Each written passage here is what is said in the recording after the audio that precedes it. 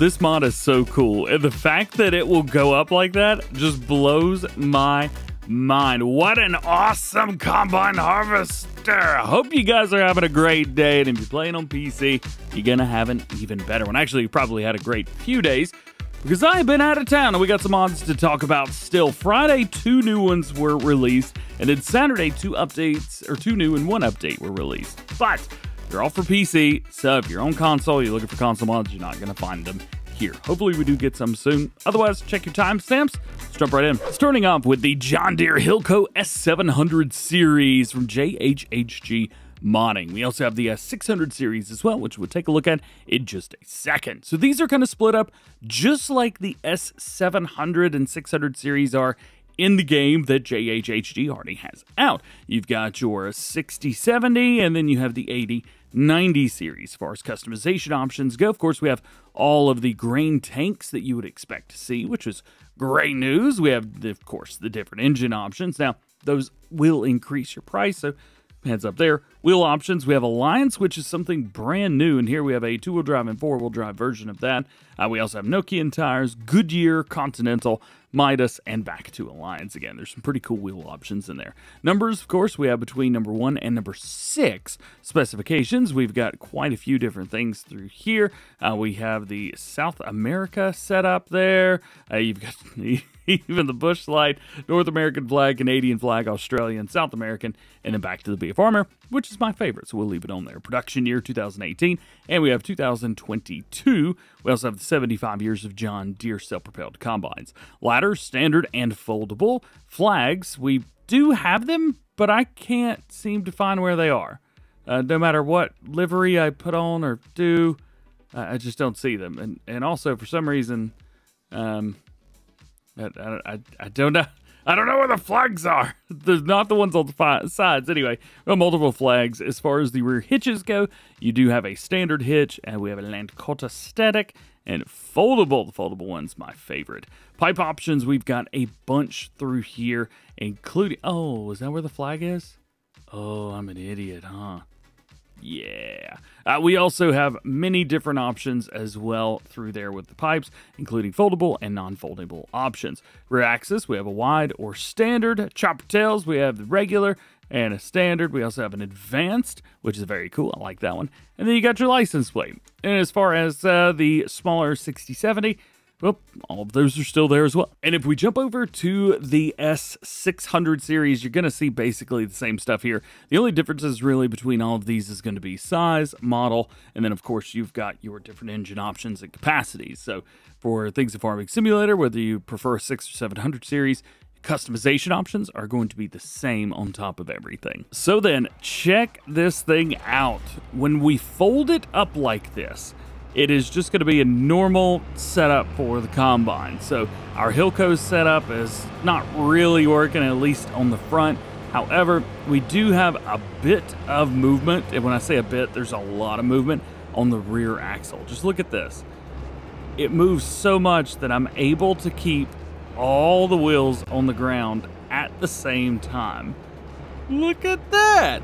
Yeah, okay, well, maybe right there's a little bit much. So that's without it enabled. Unfold, this is where the magic happens. I'm going to place this right here. It's up on the edge, it's sideways. It looks like every other combine harvester would look right here, right? Well, check this out. I'm going to unfold, and you'll start to kind of see the magic happen. Yeah, you probably caught that. If you missed it, rewind a little bit. That is where our magic happens, because it will try and hold the angle perfectly. You can see at the front where the header would hook up. I tried running this, but I just ran into problems. But it's not really the hill. But imagine that this is a hill.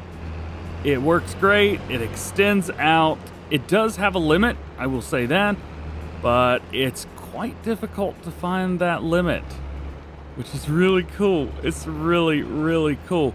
It's not going to help you do a bunch of off-roading much easier than you normally would, but it's so agile. It's so cool. And all the models for the 600 and 700 have this. It's so cool. I just think it's really neat, but it's super advanced setup. What do you think? Pretty cool, huh? Next up is a silage compactor from Friday last week. 4.4 tons. It is a heavy boy. 3.5 meter working with. It says at 3 miles an hour, but usually these do not have working speed, so you might be able to get away with doing whatever you want. Unfortunately, with this one, no customization options. Lastly, we have a new map for PC and Mac players. This is called Stuetensen. Now, it is based in Germany. However, Stuetensen, translated from Danish, means the living room in English. If you're curious, this is from a first-time modder, so just as you would expect, we have, I believe it's 15 required mods, something like that. We also have 96 purchasable areas on here total. 60 of these are fields. You've also got 4 different farms, 3 purchasable farm barns, greenhouse. You also got various forestry, meadow things through there. There are no custom crops on here. There's nothing new that's been added. It does look like the crop calendar is fairly base game from what I can tell. And if we take a look at what we get in new farmer mode, well, there's a lot of stuff here. You have a Fendt 300 as well as a 500. You also have a 700 and a Deutz-Fahr top liner, a Schaefer front loader. We've got 2 tippers, header, we've got a small cultivator, a seeder, fertilizer spreader, manure spreader, slurry tanker, mower, tenor, windrow. Actually, between the mower and the windrow, the tenor is very, very large. We also have a loading wagon, a baler, which does not do silage bales, by the way. You've also got a feed mixer. We've got a silo compactor, not something you normally get in new farmer mode. You also have a front loader tools, header trailer, and a weight. So plenty of stuff through there. Taking a look real quick at the PDA itself, we own areas all around. Our main farm is going to be right here, farmland number 90. Also, it does look like that most, if not all, of the fields are actually numbered the way that they should be. So that's not an easy thing to do. So thank you very much for that. As far as everything else, you've got farmland 67 down here, which is a grass area. You've also got farmland 65, which is grass, coming through and around. 42, that's just a cultivated field. You will have to put something in there that you want. 18, that's going to be, I believe, sorghum or potato, something like that. I wish it would just tell us what they are, but nope. We got to do color coding for some reason, and then everything else. I mean, not that it matters, but it looks like the rest of it's cultivated fields, which you will have to work on. So where's everything else? I mean, I think that's about it. And as always, here are your 15 required mods. And your only other update came out on Saturday. This is called the Eifel TerraLifePlus maps, version 1.1.1. Pasture gates are now open by default and duplicate entries have been removed. However, a new save game is required for that, as well as the map border has been replaced. And there it is. Thank you for hanging out with me today. I hope you have enjoyed it. If you did, drop a like on it. Get subscribed if you're new and join the DjGoHam fam. Double check them notification bells as well. That way, when I release the videos, you know about them. I hate releasing mods late, but you know what? I had to do it this time around. Hope you enjoyed it, and I hope you have a great day. How many times did I say hope you enjoy it? You know what? Third time. Hope you enjoyed the video. Yeah, I see you. Yeet. Have a good one. We'll see you later.